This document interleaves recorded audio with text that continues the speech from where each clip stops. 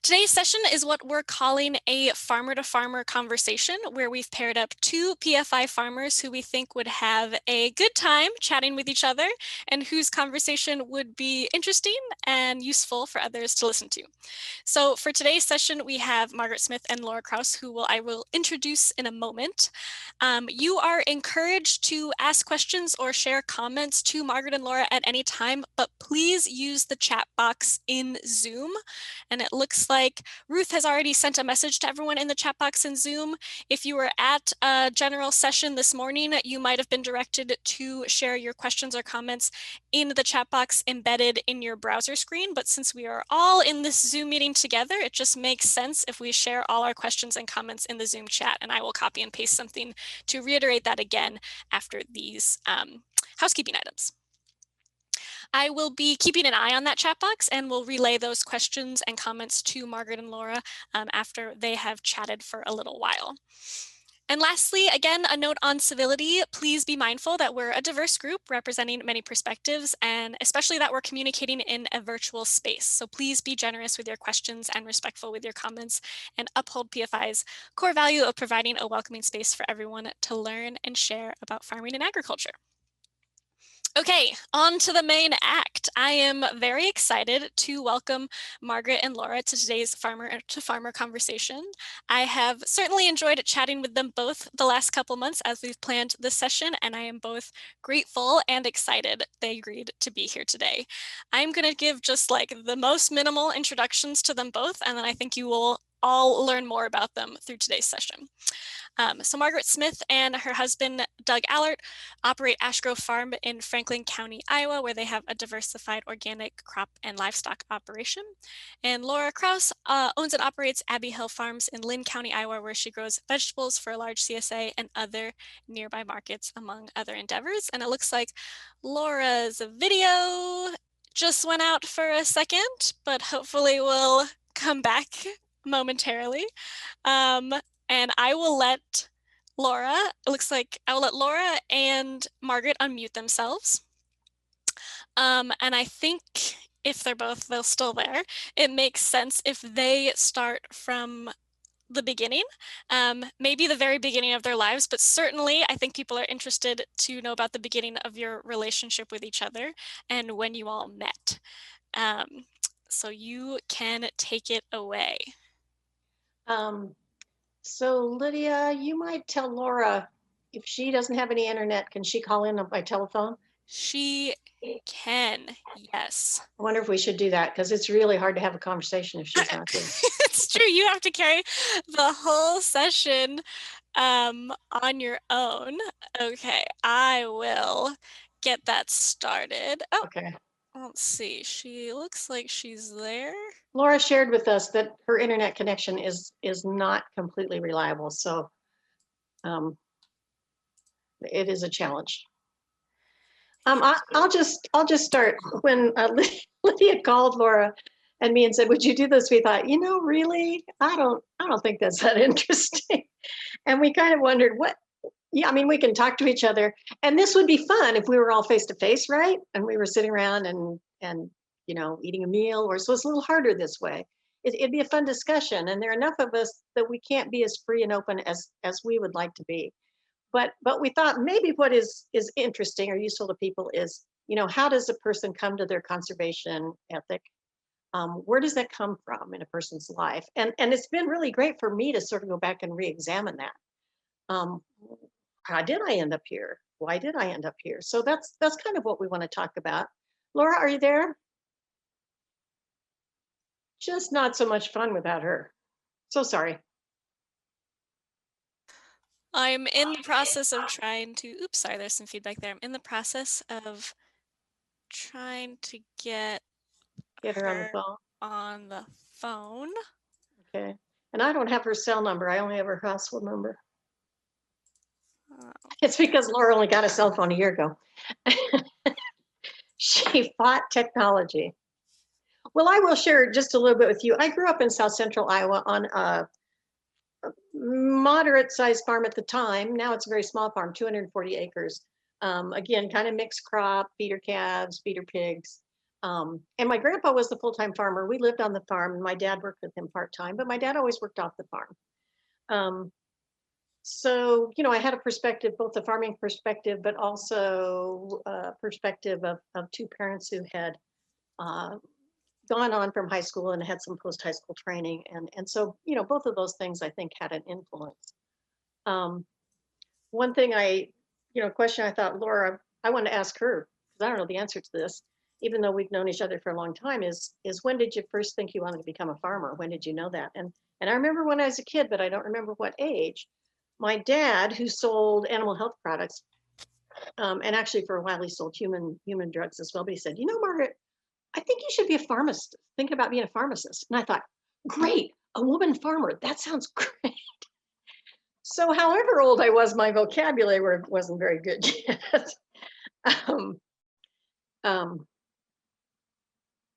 So shoot. Can you hear this? Yes, Laura, we can hear you good. All right. Are you on think the I have some telephone? sound. No, Are I'm you- on this silly head thing. Oh. Are you thought it able was silly. to turn on your video, Laura, or are we going No. to ask your internet too much? Okay, too much for your No, I internet. just can't. It says it is. Now it says it's off, but sometimes it says it's on. I'm sorry. This is how it is in the country when there's snow. So And you just want to tell a little bit where you grew up and you know, when did you think you're going to become a farmer, and like what influenced you in your thought toward either farming or toward your conservation approach or perspective? Well, I grew up around Toddville. Do I sound like I'm in a cave? Nope, you sound fine.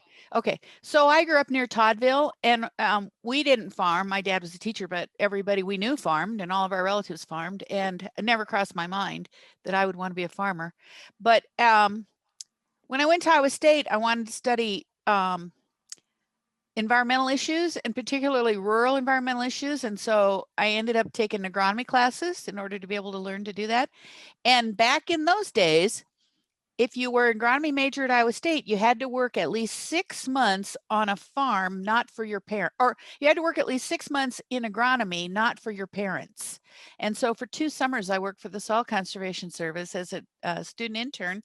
And that's when I decided I wanted to be a farmer. When I saw what farmers did, it looked pretty interesting.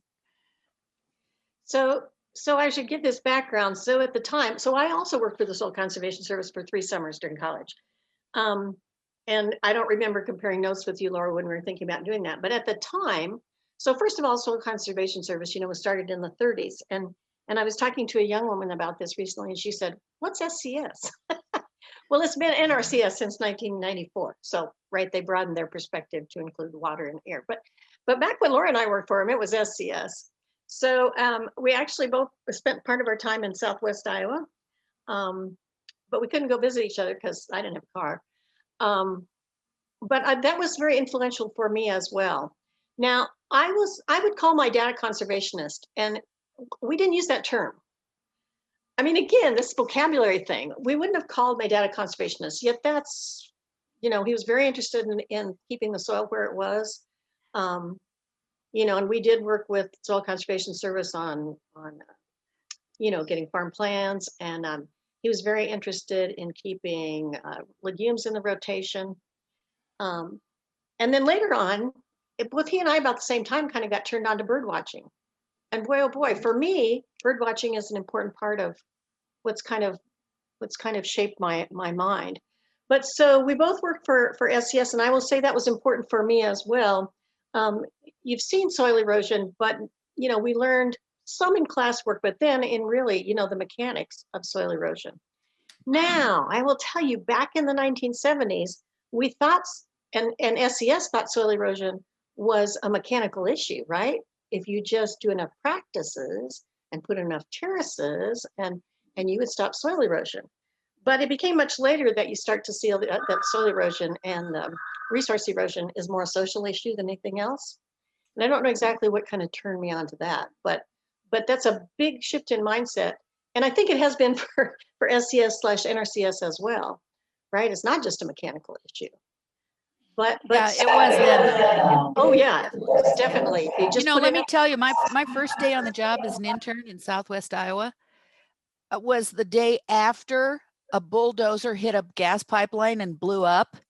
And so my first day on the job, my first morning was to go look at this burned out bulldozer and these trees in this pipeline that had blown up along this stream. And everybody was just going on and on about how amazing it was that this guy lived. And I thought, man, this is like a great place to work. There's really interesting things happening here. Well, Laura, I worked in 3 different counties, and one of the counties, the first day of June, I walked in, or late May, and the secretary said, "Oh, good, we got a woman intern this year. I need help with typing." And I said, "I don't type." So the thing is, SCS was sort of in an affirmative action period, trying to get more women into their organization. So lucky for us that we got to intern. But so they taught you how to survey, and they taught you how to do everything. It was training. So my most memorable experience in SCS was I was surveying, and you have benchmarks, and you go back to a job, and you go to the benchmark and take a reading. And there were no lasers, trust me. You were just using a transit and a big stick. And so we went and we set the pipe for a pond, and the contractor came in and worked it up, put in. And we got there, and he's laying the pipe in the dam. He said, "This pipe isn't long enough." I'm like, "Well, what's wrong there?" First of all, they gave me way too much responsibility. Well, so the farmer had to buy more pipe. Well, as it turned out, I'd gone to the wrong benchmark. And so this dam ended up being 2.5 feet taller than it was supposed to be. And so that means, 2.5 feet in a dam is a whole lot of cubic footage in addition to the extra pipe. So they went ahead and did it. And I thought, man, I am in trouble now. But anyway, the farmer loved it. I'm not sure if he could quite water squee on that pond, but it was really, really big. He loved it. We made my first summer was 1975, maybe 4, maybe. And it was a drought in Southwest Iowa. We made 30 ponds in the, we laid out and we practically built 30 little livestock water ponds in the 2 months that I was there. It's pretty amazing. I don't think they can do, I'm sorry about this phone. I simply cannot deal with this. I can't get them to stop calling me. So I might have to shut off for a minute and see what it is. It's either when the phone rings, it's either the jail or the hospital. So you probably better answer. They'll call back. So Margaret, yeah. Let me ask you something. So who influenced you the most to want to be a conservationist? Not one individual person, I think, but I know my dad was just really, as so many of us with our parents, my dad was, and he wasn't flowery or anything. He was pretty adamant about, we're not having erosion. So when I went to a couple other people, but so when I went to Iowa State, I also did not start out in agronomy. I was in the music department for a year. And then I took an agronomy class. I'm like, well, this is it.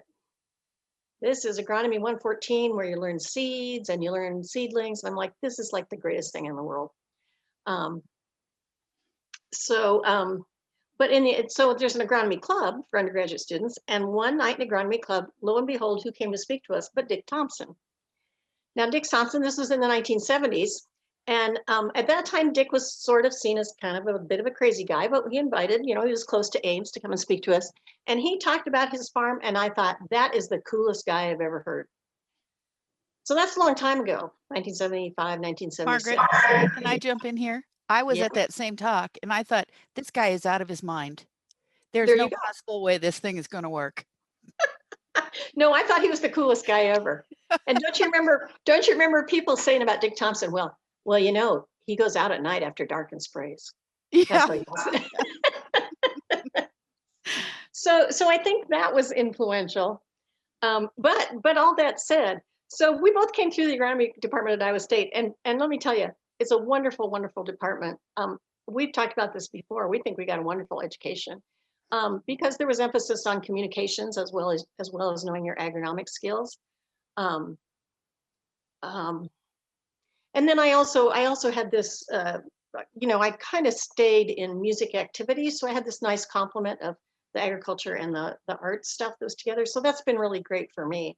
But so, I don't know, Laura, how did you end up coming to agronomy from poli-sci? Well, I wanted to take a course in soils. And so I probably took whatever 107 or whatever it was, the first soils class. And then I went to agronomy club. And then this big, tall, blonde girl stopped me in the hall and said, "You ought to be an agronomy major." So that's how I met Margaret, and that's how I became an agronomy major, actually. It was pretty interesting, and the professors were lovely, and the subject was like kind of, I mean, you could kind of see how agronomy was kind of ahead of its time. We learned very conventional agronomy, but you could imagine that you could change the world if you were a good agronomist, for the better. So it was a pretty great field to get into. And we were some of the first girls in our department, and it was fine. Yeah, you probably had a better imagination than I did. I just thought I like this. I like farming. I like plants. This is it. But I actually know something that really made a shift. So when we got out of school, I went on and got a master's right away not because I had any plan to go to graduate school, but because my advisor said, I need someone as a TA. Have you ever thought about going to grad school? I'm like, not really, but that sounds pretty good. Sorry if the theme will come through of randomness in decision making. It's not clearly. So Allison is just asking a question, what is agronomy? And agronomy is crop science and soil science. So, and agronomic crops are those you can store, as opposed to horticultural crops that are often more break down faster, deteriorate faster. The difference between agronomic crops and horticultural crops is a weird distinction, but it's crop and soil science. So one thing we've talked about is we both had pretty traditional outlook on agriculture, partly where you grew up. There wasn't a lot of differences in agriculture growing up, right? In Southern Iowa, where I grew up, there were dairies and hog farms and crops and hay, beef cattle. So again, in the 60s, it was really diverse. It was all diverse. Yeah. Of course, people were using herbicides, but I don't know. So after, I don't know. I mean, I kind of had this thing that I wanted to be in a service type career, and so I went to work for Extension after my master's degree, and that's probably the most fun job I ever had for two reasons. It was really interesting. I was in Southwest Iowa, so I worked in 10 counties, working out of Council Bluffs. And because it was very interesting, diverse, you got to work with the diversity in Southwest Iowa, but also because I wasn't exactly woke yet, and so I wasn't really questioning, gee, what is it we're doing here? So I would happily work on nitrogen recommendations and whatever farmer questions had or issues we had, but I really wasn't kind of combining my technical expertise with any kind of idea about what was this doing environmentally or what was it doing socially. So let me tell about my jobs. When I graduated agronomy, I graduated a little early for my group, and I figured that out like at graduation, like, oh, my friends aren't graduating with me. So I stayed and got a degree in ag business and graduated the following year, and had a chance to go to graduate school, but I was sick of school by then. So instead I got a job at a feed mill in Western Kansas for, I'm pretty sure it was $1.40 an hour, but I can't believe that it could have been that low, but it was pretty poor. And gosh, I ran the sprayer, I mixed chemicals, I helped with everything we did at the co-op. I eventually, not very long after, a couple of years actually, of having a lot of fun out in Western Kansas, where there aren't very many 22-year-old young women, I might add. It was pretty fun. I decided to do some voluntary service. And so the Church of the Brethren sent me to work with migrant farm workers in Southwest Florida, migrant farm workers and homeless people, basically. So I lived in a town in the Everglades called Immokalee, and I ran a emergency service place for people. So this was a town that had about 4,000 people in the summer and about 40,000 people in the winter. And we had the infrastructure for about 1,000. So for example, when you flush ran down along the streets. So it was very poor, very, very difficult place. And am I there? Yes. Okay. And so I was essentially a social worker, but by golly, I learned a lot about agriculture there because it was huge tomato, watermelon, and pepper country. And so I got to go out to the field. In fact, I needed money, so I went to the field and picked things too. So I learned a lot about sort of industrial kind of agriculture and how things work when your agriculture is more like a factory than it is like a farm. It's just a factory that happens to be outside. It was very interesting. And I decided to go to graduate school there. So I ended up in agronomy at the University of Florida. And I had wanted to probably be an agricultural missionary. So I took a lot of courses in sustainability, or no, not the University of Florida. You can't use that word in the same sentence, but I took a lot of courses in that would be appropriate for subsistence operations. So, and a lot of courses in tropical agriculture. So I was fully planning to become an agricultural development worker somewhere, somehow. And then everything changed. So Laura, there was a question here, actually from Mary, that we started kind of working right about the same time the farm crisis was in effect. And just, to comment on that.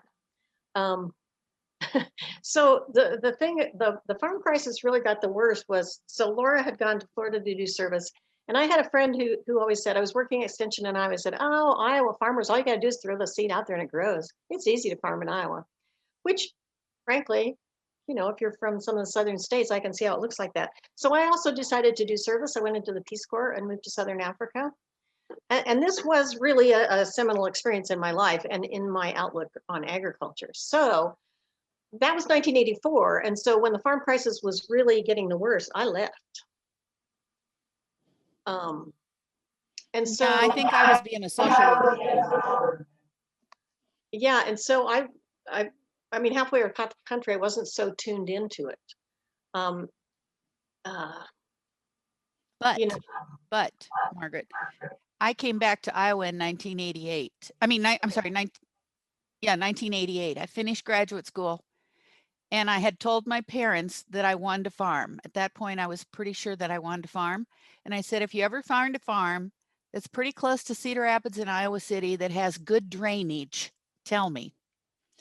And so they saw something in the paper. So in 1988, in the absolute depths of the farm crisis, I was able to get my hands on a farm. And I don't like to repeat that story too often because it's not possible anymore for that to happen to anyone. But gosh, it was right place, right time, hand of God slapping me right in the face and saying, go back to Iowa. So that's how I ended up here, instead of in some garbage dump in Mexico City, which is kind of where I thought I was going to be. So I came back to Iowa in 1986, and so we were in the throes of the farm crisis. But I decided to go back to graduate school again, and I like learning, and it made some pretty good sense. But I also wonder if I wasn't trying to extend my childhood. Obviously, going to school is one way to do that. I mean, you work hard, right? But so, I moved to Wisconsin to go to graduate school. But I will just share something about my Peace Corps experience that this was, as I said, was seminal. So I worked in a cropping systems research project. And so that's basically what PFI does in their research program, is you take into account what the farmers' questions are, rather than showing up and say, you need better bean varieties. You ask the farmers what their issues are. So there's a lot of social aspect of cropping systems research. Any of you involved know this. And then you try to address trials to help address the question. Well, when the question is, my kids don't have shoes to go to school, that may be a money issue, but it may not be a soil fertility issue, or it may be. But anyway, the upshot was it really changed my outlook on farming. That, again, thinking of the SCS thing, that it's a technical issue, and we got mostly technical training through agronomy, but that really put it together in my mind about the connection between the social and what's going on the farm. You know, when I was at the University of Florida, I would read in the Miami Herald about the farm crisis, and I would read about this woman named Denise O'Brien, who lived in Southwest Iowa, and she always had the most interesting quotes. I remember my major professor, man, if I ever go to Iowa, I'm calling this woman because she's really, really interesting. I'd like to, and so by golly, she called me. I don't know how that worked out, but she ended up calling me, and we became friends right away. And that really affected my ability to think strategically about agriculture, not just technically about agronomy, but sort of strategically about the big picture. And my education at the University of Florida taught me to think about ecosystems. And so being able to think ecologically and strategically really affected what happened to me after that. But I did start out totally conventional. I mean, Margaret, our whole education is conventional agriculture, and these life experience started to put a different spin on it. But how did you know that you wanted to farm organically? Oh, yeah, that's well, after coming back from Peace Corps, I knew I wanted to do something more kind of ecological. So I did crop systems research for graduate study, but I'd also looked into range management, just because this whole aspect of working more with nature had come to appeal to me.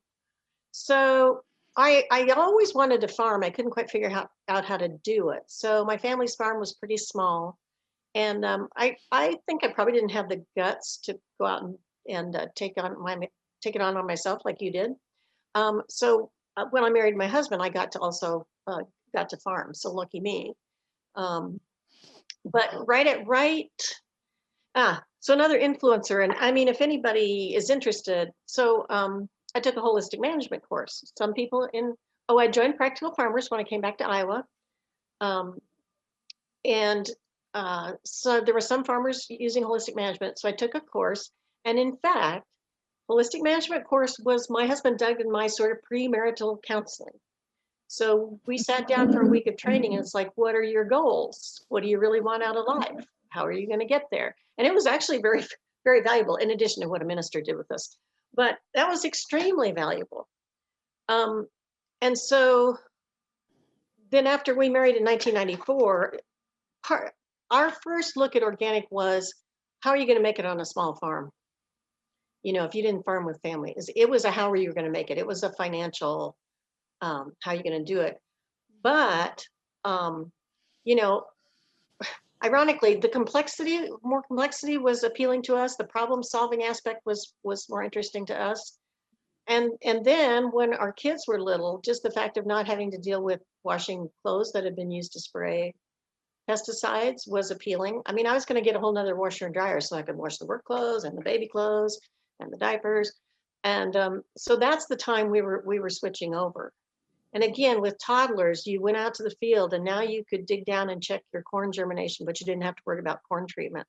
Now, these are kind of small and maybe kind of silly things, but very, very influential for us. I don't want my kids to have to worry about digging down to dig up a corn kernel. That just seems, so there's a thing from real information, and then there's just kind of some gut feeling. And it just seems like you should be able to dig up a seed and not worry about it poisoning you. Gee. So Margaret, when I went to my first PFI meeting, which I think was 1989, I sat down next to this lady and we started talking, and she told me about, it was Sue Jarnican, Rick's wife, and she told me about how seriously her health and well-being was impacted by pesticide residues on food. And I'd heard about that before, and I had friends at the University of Florida who thought it was a big deal. I'm like, you're nuts, it's nothing, don't worry about it. And I sat down next to Sue and I spent the whole afternoon with her. And she really had a big impact on me. I think she might have changed my life and my farming more than anybody, actually, that one afternoon, because from then on, every time I'm mixing the 7-Up in the sprayer, I'm thinking, Sue wouldn't be able to eat this if I do what I'm getting ready to do.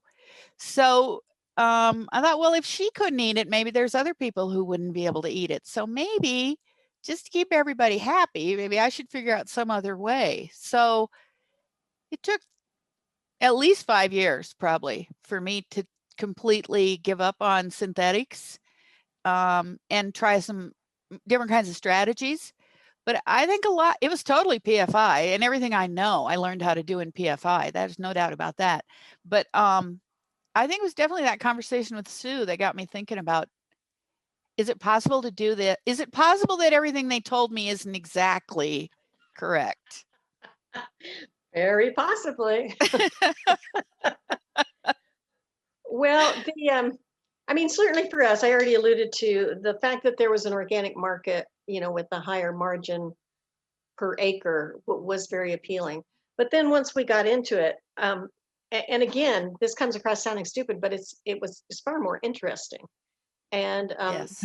and so then there's this gut thing. It just feels like a system that fits us better.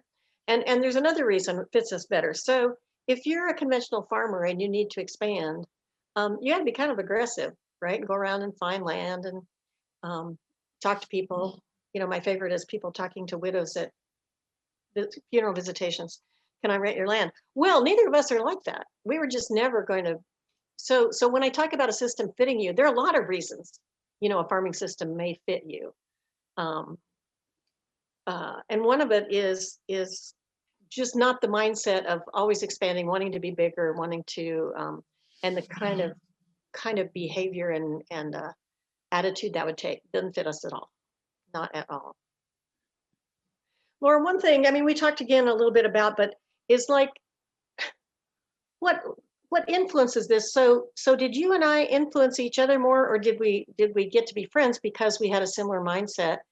And then how important are what you read, your human relationships, in crafting how we think, as let's say mature adults. Some of the time. And so, yeah, what do you think? Well, we were friends either way. We were roommates, for heaven's sakes. So, yeah, we were friends. And I don't remember talking to you too much about any of this. I don't either. I think we just kind of evolved going the same direction at pretty much the same pace, kind of reading the same books. I know you said The Unsettling of America was really influential to you.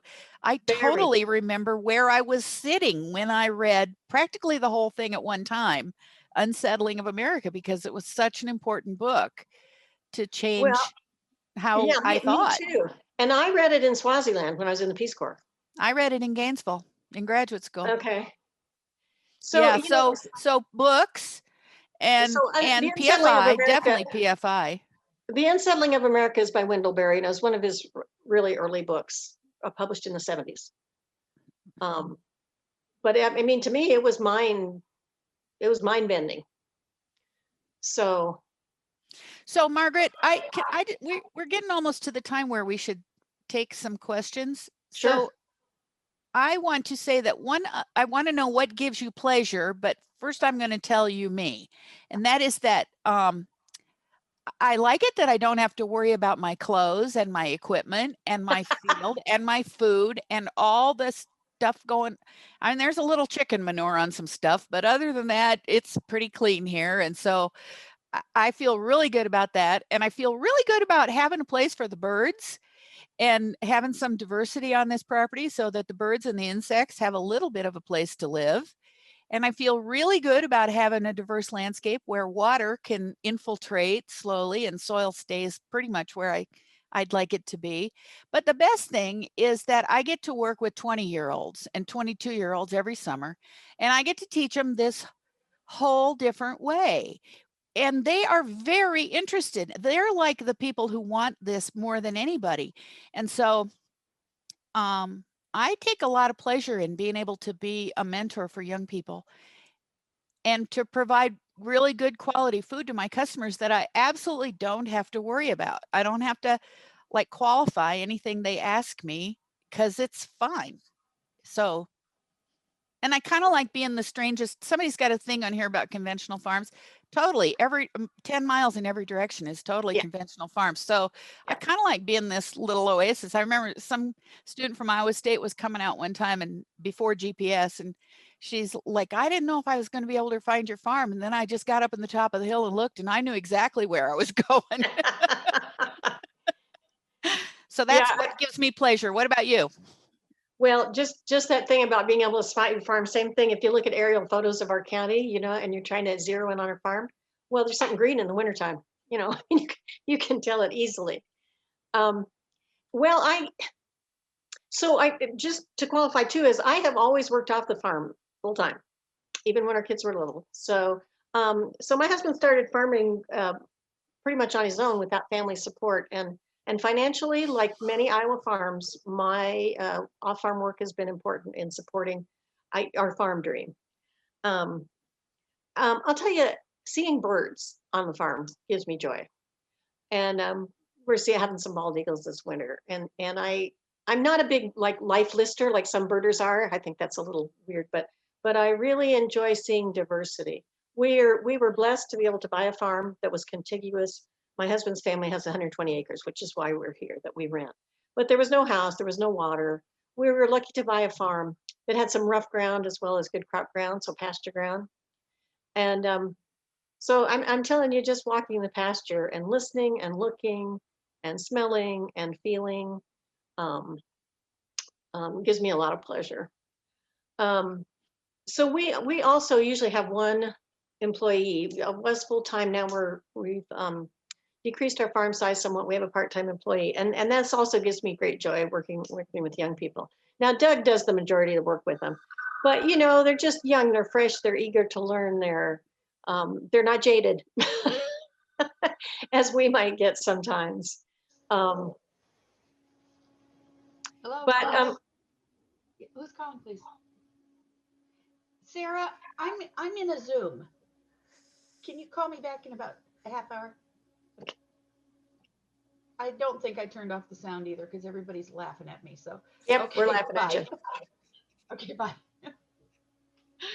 I'm sorry. I thought I unplugged the thing that was working, but apparently I unplugged the thing that doesn't work. The one good thing I think about farming is sort of a psychological, spiritual thing about learning to find joy in small things. So I would never grow commercial vegetables like Laura, but I get tremendous joy out of my home garden.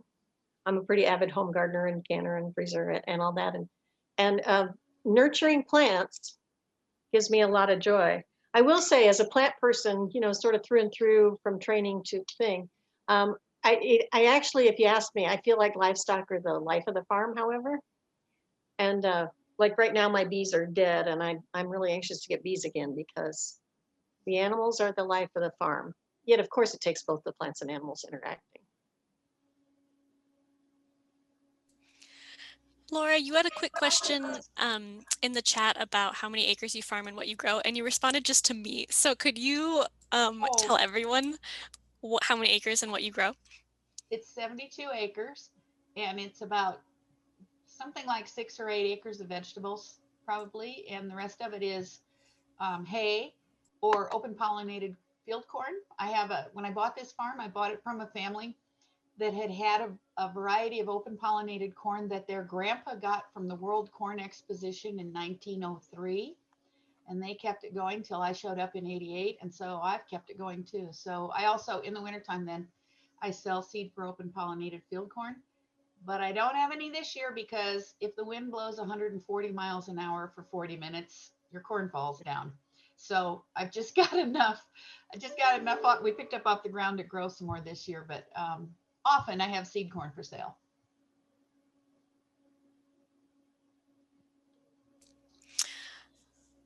I'm going to relay some questions from the chat box and then let you guys continue to go because I think you're providing awesome conversation. But from Kate, talking about, thinking about being a woman farmer. And I know we talked about this on some of our phone calls, like your sort of this gender identity you've both mentioned already today. You were some of the first women in the agronomy department, or the first women working for the NRCS previously, or what have you. And sometimes it was like not a big deal, but maybe it was. And I'm curious if you could just start about like how much you think about being a woman in your field, and maybe it's changed being in conventional versus more sustainable agriculture, or maybe it hasn't. And if you could just start commenting on that. Yeah, nice question. And Laura and I discussed this. So our impressions or experiences are somewhat different. Laura, you want to share? Not too much. It was pretty hard. It was, that Me Too stuff, it's all true. So this is a really thing. When the Me Too movement came, I thought, well, you know what? I just really didn't have any of those experiences. I didn't feel it was hard. And again, sometimes I wonder if it's I'm just not so aware. Now, I mean, I'm not a dummy, but I didn't find it so hard. I did have the assistant dean of ag talk to me one time, Louis Thompson, and he said one thing. He said, oh, so nice to have women in agriculture. She says, you're lucky you're tall, because you command a different presence. Yeah. In a community. Now, isn't that a funny thing? But I always felt like Lady Luck was on my shoulder. I landed jobs. The SCS was affirmative action. With extension, you hope it was on your merit. But I've had pretty good acceptance. When I started an extension, the hardest thing was not that I was a woman, but that I was the age of most of these farmers' daughters. It was an age thing. I felt more, well, I've taken care of that. And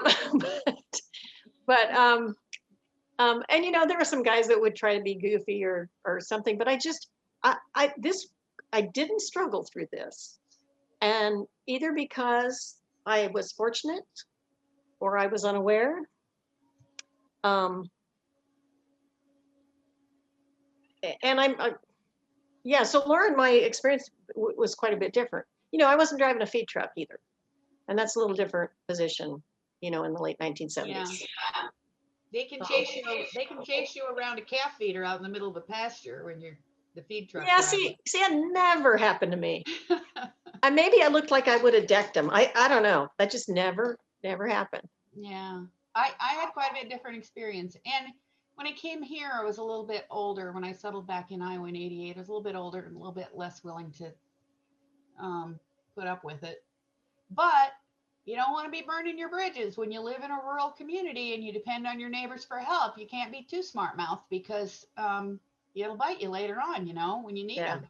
So it's a balancing act to maintain your dignity and your space and not hurt everybody's feelings. So I think now it's certainly not a problem, because I've been here for more than 30 years, and I'm older and have gray hair. So, people are less it's impossible anybody's going to mess around with me now. But boy, for a lot of years, it was pretty troubling. Well, and I think this question is actually still important for people raising daughters. I mean, one thing that I probably influenced me, and someone pointed this out to me, but when I was kind of a preteen and early teen, like 11, 12, 13, 14, I used to go to cribbage tournaments with my dad. And there would be 50 guys from 40 to 65 there or whatever, and one teenage girl. And so and the men were always very helpful. Taking you cribbage, you go and play a game with each guy and you move down the row. And so I did learn, I had a comfort level in being around a lot of men all the time. Just some funny little instance, but anybody who has an opportunity, make sure that daughters, get a chance to some degree to be a minority, so that they learn to negotiate it. I want to add, though, that I had just I have absolutely zero complaints about my treatment at the University of Florida or at Iowa State. I mean, that was a pretty long time ago.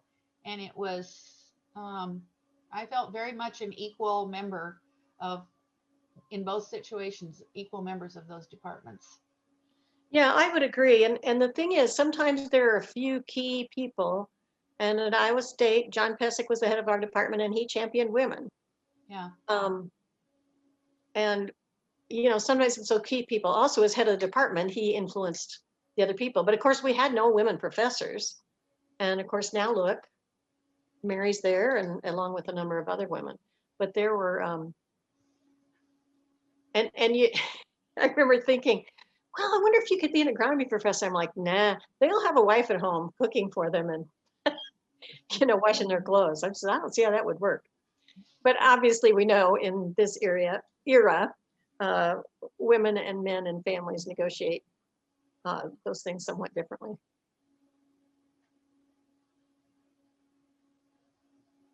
Great comment, Nathan. Lydia, you want to read that? Yes, so Nathan just added in the chat, it's very important also for parents raising sons to think about, these things like gender roles and gender identity. So he says he's thankful for PFI, where our two young boys can see women farmers and listen and learn from them as well. And, most of what Nathan's kids, at least, and maybe others too, see in their direct neighborhood is men just farming. Yeah, Lydia, I have had customers with, can you hear me? Yes. I've had customers for many years here in Mount Vernon with kids who didn't know that men could be farmers, pastors, and doctors.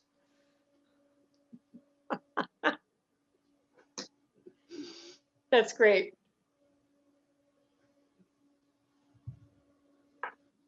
So, and I'm sorry again that we aren't able to sit around, because I think we could share stories more than we have. But any other comments or thoughts? Well, we still have 10 minutes. So there's plenty of time for more stories. Sure. If you want to share more stories. Well, or in the chat box, people share their own stories, please. Absolutely. Nathan says, I'll gladly pay another registration fee to keep listening to the two of you talk. Oh my gosh, Nathan. You're too good. Well, the reason Nathan also came through the agronomy department, but a number of years after Laura and I did. But oh, there's been a couple questions or comments, a recurring comment that I have not relayed about topsoil, projection about topsoil being gone in 18 years. Can you both comment on that? Well, I hope it's wrong. I don't know where that prediction comes from.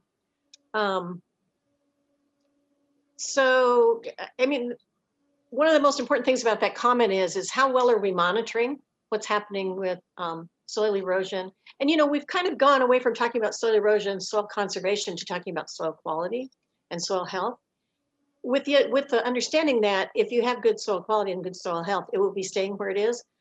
But we may have, I think, reduced a little bit of emphasis on soil, minimizing soil movement, because we're focused on cover crops and soil health. Now we know cover crops help reduce soil movement too. So the first thing is, where did that come from? The 18 years till it's left. Here's what happens that we know, and the people who are researching this is soil doesn't move equally from farm to farm the same way, and it doesn't move equally from the top of the slope to the side of the slope to the bottom of the slope. So where you're losing soil on the top of the slope, you're gaining it in the bottom. And so a statement like this, topsoil will be gone in 18 years, I don't know where it comes from.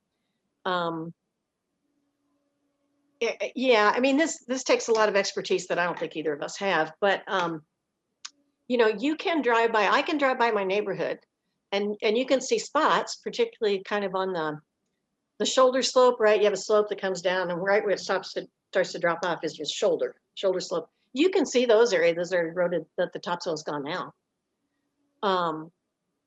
And so what I will say about that is, we know that there are two things. We know that Iowa soil loss is not below 5 tons per acre, which is the allowable soil loss based on the Russell soil loss equation for most soils, not for all soils. It's not below 5 tons per acre, but that also, that now a lot of soil scientists are saying 5 tons per acre is not a regenerative level or not a sustainable level. So even if you're at 5 tons or slightly below, that's not good enough. Rick says it's 10 times worse than we can tolerate. Yeah, so there are two things about that. So clearly, I mean, this sounds kind of stupid. We're not where we need to be, but we're also not moving there fast enough. I'm a life soil and water commissioner in Linn County, and it's pretty discouraging. Every 4 years when I'm up for re-election, I drive around in like March and April and see what a mess everything is, and I say, that's it, I'm never doing this again, because it's a total waste of time to try to convince farmers to do more and better soil conservation work and water quality work.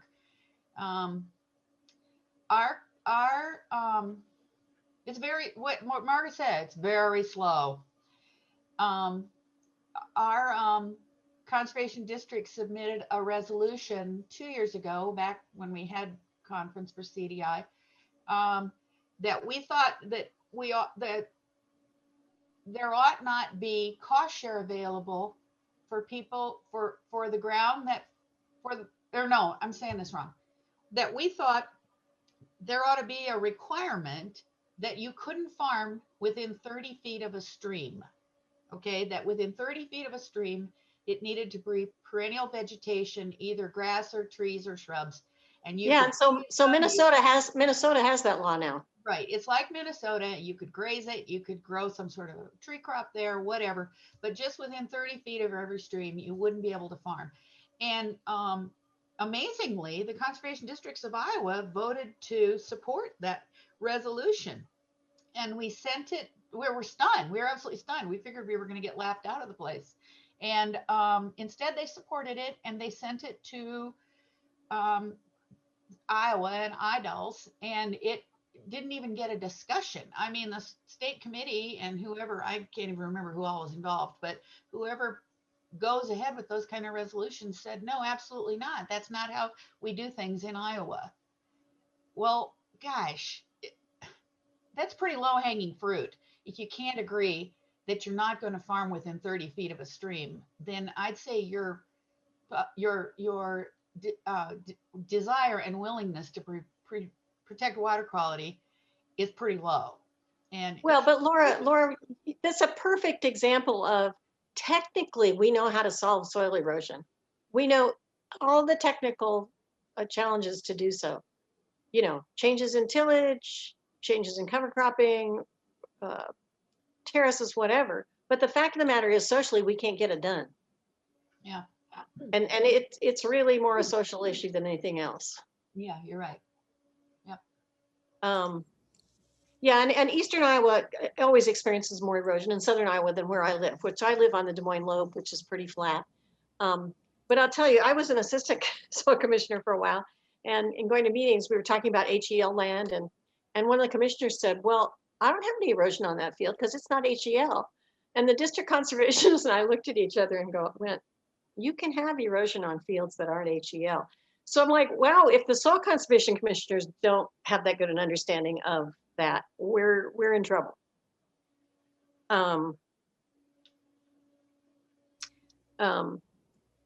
know, it's an interesting thing what you end up having passion about, which for me is keeping soil in place and keeping birds in place and keeping native vegetation in place. And then, you know, to really do something about it worthwhile, because even if you do a bang up job on your own farm, pretty small area. So I truthfully, I have frustration sometimes is I have passion and I've got strong beliefs and blah, blah, blah, blah. But what do I do about it? And I guess we just keep trying, you know. I'm curious. Go ahead, Laura. They want to talk about what do we see as being key elements to help beginning farmers get started today? This is the question I was going to ask you both. Laura? Well, land access, number 1, number 2, number 3, and number 4, I think. There's plenty of markets.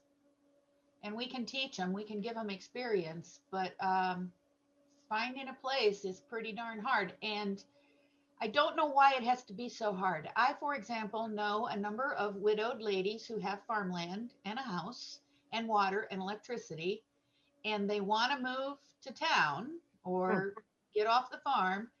And why is it impossible to rent that or sell that farmstead to someone who wants 10 acres to grow fruits and vegetables or small livestock operation?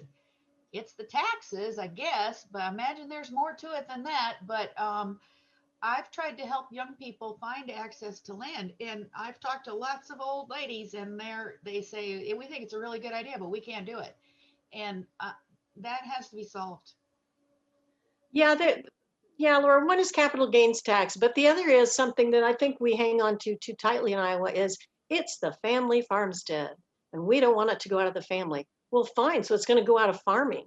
I mean, I have real strong feelings about this, that we maybe over romanticize the family farm, particularly if nobody in your family still wants to farm. Well, if you want it farmed, you're going to have to maybe make some sacrifices. But capital gains tax, I think, should be changed so that it's indexed to time.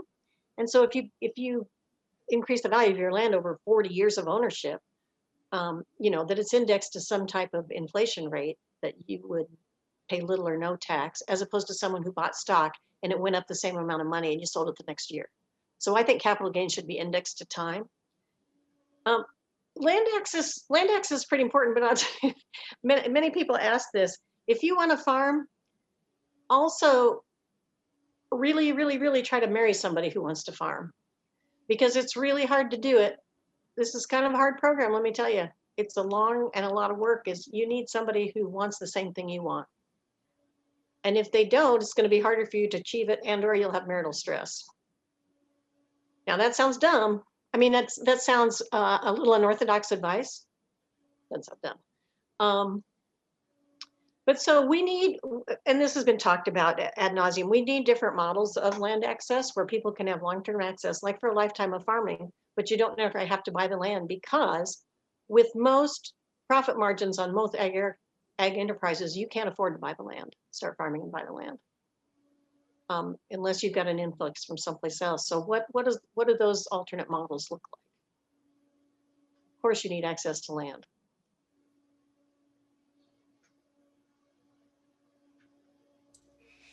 Well, we do have just a quick conference plug. We do have a couple more sessions throughout the weekend that are specifically about land access and different ways to access land. So I would encourage people to check that out. Margaret and Laura, what else? I mean, we're coming to the end of the hour here. We're just about at time. Are there other things that were left unsaid, things you want to share before, you know, we all exit out for the day? Well, so beginning farming, we're kind of talking to the choir here, and what influenced us, you know, certainly being a member of Practical Farmers. I don't think Doug and I would probably still be farming if it hadn't been for PFI. And now that I'm working for Albert Lea Seed in Albert Lea, Minnesota, and we sell seed across many states. And what I realize is we are extremely blessed in Iowa to have this kind of support. And so, Lydia, I'm patting you on the back and all of your colleagues, but keeping this network was critical for us. Yes, me too. I think there's a poster with my quote on it that says, "Everything I know about farming, I learned from PFI." And it's true. And I went to college a long time to learn how to farm, but everything I know, I learned from PFI people. And PFI people gave me ideas and made me brave enough to try them. So buckwheat, you know, or not using herbicides or whatever. Chickens living in a little house, in a movable little house in a pasture. All those things were possible for me because somebody in PFI did it before and helped me figure out how I could do it. So thank you. Yeah, the other thing is when you have failures, which people always do when you're innovating, right? Nobody ever says, well, that was really dumb, you shouldn't have done that. They go, oh yeah, that happens all the time. It's like the positive outlook on this journey and on the trial and error. I I mean, I just can't say enough. And you, those of you here listening already know this about this network, so it's not really a message to take home, but well, thank you both. Thank I you know. again. Thank you everybody for joining in. I can't believe that there's been like 60 people listening to Margaret and I talk about I can. It's so funny. I can believe it. I wish we had more time, honestly.